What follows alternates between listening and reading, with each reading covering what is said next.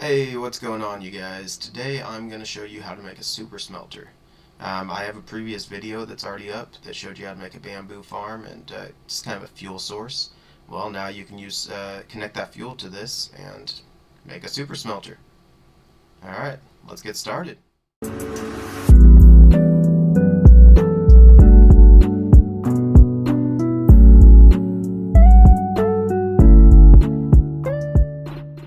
Alright, you guys, the first thing we're going to need for the super smelter is some type of fuel, obviously. I have another link on how to make this bamboo farm. It's really efficient, really easy to make.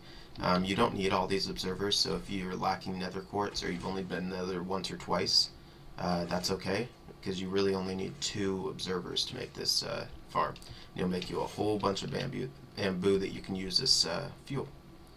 Alright, so to get started, we're going to need some furnaces, about 14, a bunch of hoppers, 6 or 7 building blocks, somewhere around there, 2 powered rails, 14 rails, 1 or 2 chests, 2 levers, and 1 minecart with a hopper. That's it. So to get started, come on down here at the very end and place down 2 chests. Before I move on, the reason that I dug down too deep right here is that I want to come out from underneath this chest. I still like to have 1 chest available to fill up as backup for my fuel. So underneath that chest you want to have 1 spot, 2 spot, 3 spots where it goes down, because that'll be the height of the mechanism. Because I made this so low to the ground, I decided to just dig down the super smelter a little bit. So you have your 2 chests, and now you need to put 14 hoppers into the side of it.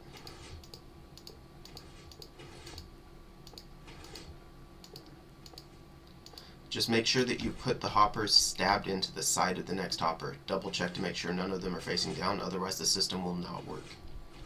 Now you want to take 14 furnaces and place them right on top.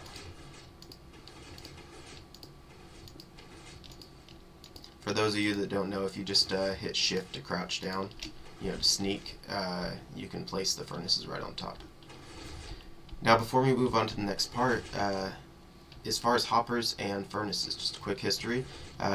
If a hopper is underneath a furnace like this, whatever is already smelted will come out of the bottom and continue on through the hopper. If you have a hopper into the back, like that, it's actually where the fuel is going to go, and a hopper in the top, like that, is where anything to be smelted will go. Alright, so now that we have that, we are going to stab a hopper into the back of each of these furnaces. Just like that. Then we stab 1 straight down like that, and for the other 13 we stab it sideways. The reason being that we stab it sideways is when a hopper is like this, it will come along. When it gets to this point, it will try to drop straight down to the next hopper. If it cannot, if that hopper's full, it will then continue on to the next one, then try to drop down. If it can't, it continues and continues and continues. So it will eventually fill the entire system.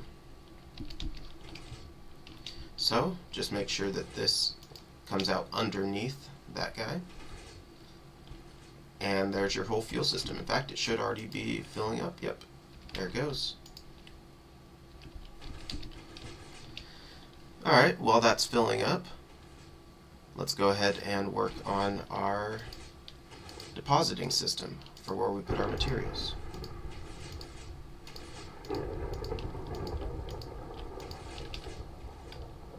So you want to put a hopper straight down on top of each one, just like that.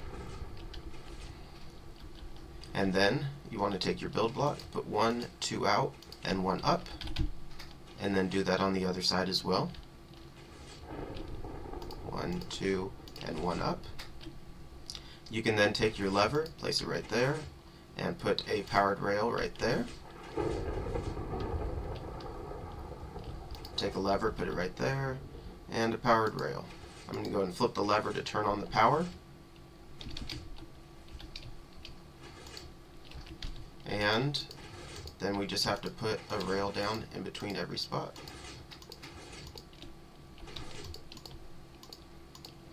And flip this to turn on this one. At this point, you can go ahead and put down your minecart with rail, or minecart with hopper if you'd like, and as you can see, it'll just bounce back and forth.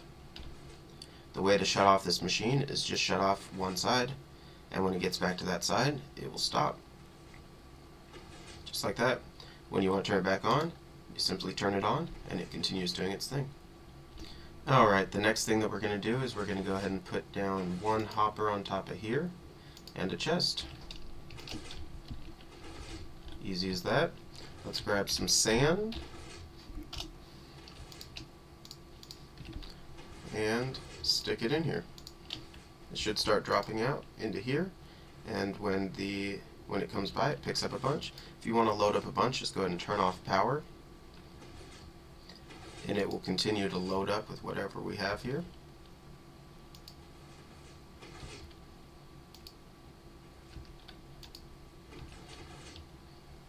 And then go ahead and flip it on, and it will actually start dropping them into all the spots that we have. I'm going to give it a little bit more sand.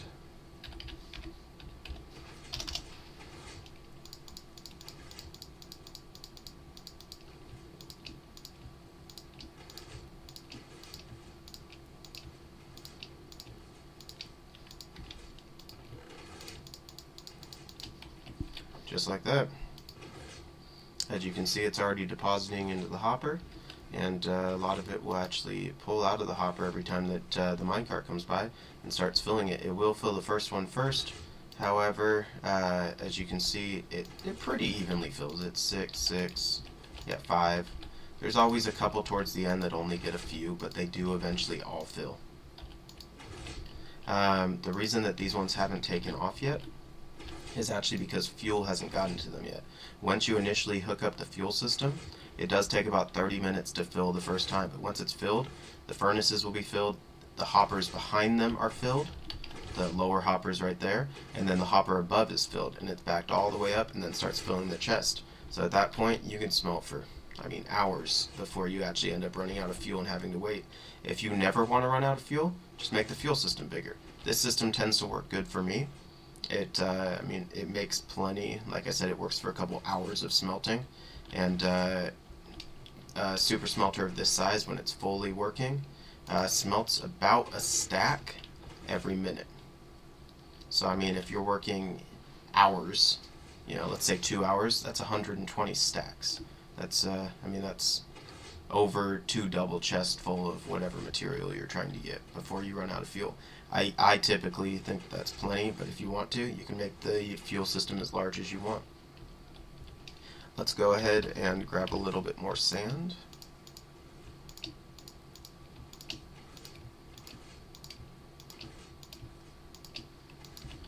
And dump it into this system. This system, I believe, it's not quite fully fueled. It looks like it's about halfway. I made this one about a half an hour ago.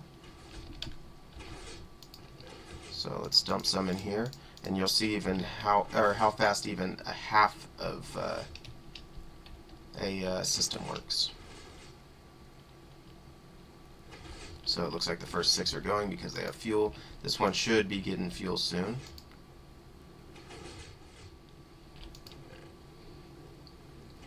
Look at that tick up.